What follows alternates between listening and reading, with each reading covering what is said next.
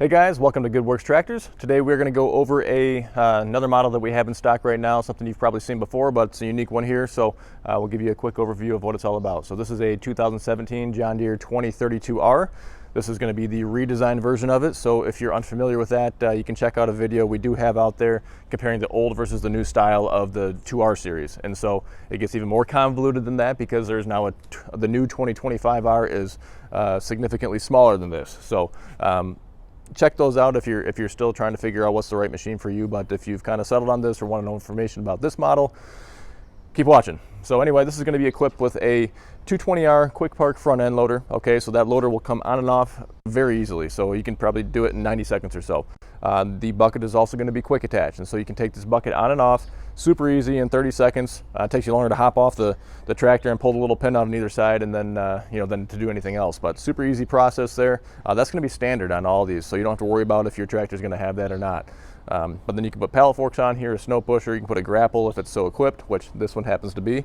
And then next up, you're going to have a 60-inch drive over AutoConnect mower deck. And so you can literally drive over the mower deck to take it on or off. And then the PTO shaft underneath here. You don't have to worry about getting way up underneath there and trying to manually connect or disconnect that PTO shaft. It's going to have an auto coupler basically with a male and female side that are just lined up just right. And when you're driving on or off, they just connect or disconnect as they need to. So operator station on here has been totally redone since the old style 2032R. The 2038R, by the way, did not exist until the redesign came along. And so very plush deluxe operator station here. The seat, you can see a really thick padded cushion there. I don't know if it's the exact same. It looks to be the same as the one that's on the 1 Series, which is a great seat. Good suspension again, very comfortable. You do have tilt steering as well, along with a floor pad or rubber floor mat here, which helps keep fatigue at bay. So over there on the far side, you're going to see a whole myriad of controls. We'll go over that in just a second. I think we'll walk around to the other side. But right here, we're going to have a little bit of tool storage. You can see there is a Fender mounted work light, one on either side of the machine. That's, again, standard equipment, so very nice to have. You're going to have a 2-range hydrostatic transmission. So this orange lever right here will select either low, neutral, or high range. Parking brake right there. A little knob down on the floor there, too, to select 2- and 4-wheel drive. You do have a split brake on here. So this is, you still get some people that request that, but very, very few. I mean, I would say, 1 out of 100, but it is an option on there. So if you want to make some tighter turns, you can split that apart. So you do have mid and rear PTO as well. So you can run a mid-mount mower, a front-mount snowblower, a front-mount broom, and then on the back side, you can run your tillers and brush hogs and all that kind of stuff. And of course, the category 1 3-point hitch allows you to put essentially any attachment you need on there. So typical attachment size on a machine like this is going to be 60 inches. So 60-inch rotary cutter, 60-inch tiller, 60-inch box blade. You can do a 72-inch rear blade, 72-inch landscape rake, for instance, but 60-inch is for the most part going to be where you're at. So one of the great things about this machine that does make it unique is it does have 2 additional remotes on there. Not often seen on on tractors this size, so that's a very nice feature.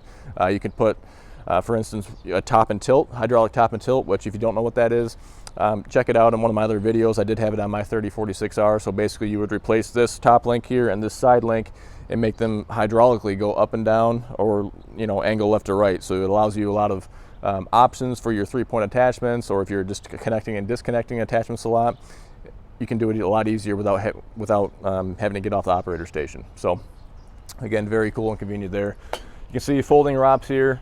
I think this does fit in my 8-foot doors with the ROPS up, but it's just barely. So I figured I'd fold it down just to give it a little bit more margin of error there. You can see your lights up here, just going to have running lights and flashers up there. So now we can take a closer look at this fender here and see everything that we have going on. And so there is a lot. First, the grab handle and the little storage there and a cup holder. That's always nice. What you're going to have right here, this is your deck height adjustment knob. Okay, and so that's going to raise or adjust how high or low your mower deck is going to cut. However, this knob right here is actually going to do the raising and lowering of your mower deck, all right? And it'll actually show up on the display exactly where you're at on this dial here, okay? So let's see, what else we have? Let's see, that's our PTO, turn that on and off right here. We have cruise control. To be honest, I don't know what that is. I have not paid attention to what that button does.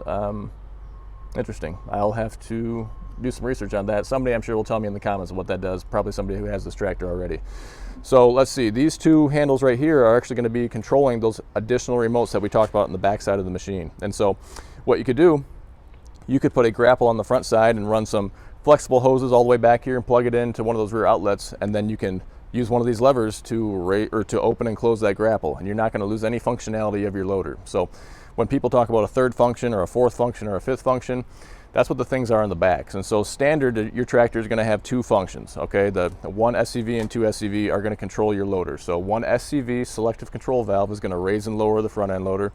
The other SCV is going to either dump the bucket or curl the bucket, okay? And so if you want to do anything additional without losing those functions, like with the grapple where you want to open and close also, you have to have a third SCV to be able to do that. And that's where an additional remote on the back comes in handy. And that's just one example. There's a lot of reasons that you would want additional SCVs like that. So same thing if you had a rear mount snowblower on here and you had a hydraulically angling chute on there, and maybe you had a hydraulically angling deflector on there. So you would need two SCVs to control both those functions on top of if you had your loader on here still. So a lot of reasons there. You can see the discharge side here. Let me take a look back here really quick. I can't remember if this machine, it did, yeah. Hey, Owen, take a look down here really quick. You can see these are 2-inch wheel spacers that are on this machine here, and so that's not standard. What it does is give it a little bit wider footprint there.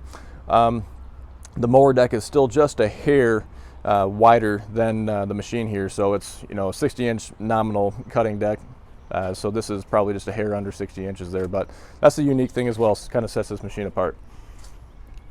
Now you'll see, not on this machine, but there is an optional single point connection, hydraulic connection for the loader here. And so basically what it would do is there'd be another little bracket area here with a lever that all these plug into and that kind of thing, some plumbing that goes on there, and you can basically pull a lever and you'd have all 4 hoses that are disconnected at the same time. So it saves a little bit of time there. I think it's about a $1,000 option though, a ballpark. I'm not a John Deere dealer, that's just kind of what I've read online. But so that's definitely a convenience thing, not a need to have, but I guess if you're taking your loader on and off a lot, maybe it would come in handy. Otherwise, if you just kind of want to have one of those bells and whistles, that's a cool one to get. So if I didn't talk about it, R4 tires, super popular. You see them on 90% of tractors around here, or anywhere, I guess, anymore, because they wear so well. You get so much life out of them. They're a good hybrid tire. You know, they're safe on lawn, so if you're mowing the lawn, you're going to be just fine. You know, they're going to do pretty well in muddy applications. A lot of tires do struggle in snow. The more ballast weight you can have on the back, and obviously 4-wheel drive helps as well, so that'll make a big difference here too. But anyway, 32 horsepower, 3-cylinder Yanmar diesel engine. Very clean machine, a lot of factory warranty left on it, about 205 hours on this machine. We've been starting to get more and more of these in. They're a very popular seller, but they're kind of pricey. Check out more details of it and pictures on our website, goodworkstractors.com. You'll either see this machine, or depending on when you're looking at it, maybe you'll see a different one we have in the future, or one on our coming soon list. If you are interested in one like this and you have time, maybe we can seek one out and find one for you too. So also like our Facebook page. Anytime we get a tractor in, we snap a photo, let you guys know, hey, it's here, just need a couple days to go through it and get it cleaned up, that kind of thing. And then also subscribe to our YouTube channel. So we have a lot of videos comparing tractors if you're still in the market trying to figure out what's the right one for you. Different frame sizes, different models, John Deere versus Kubota. You know, we just try to put the information out there and be helpful. So thanks for watching. Have a great day.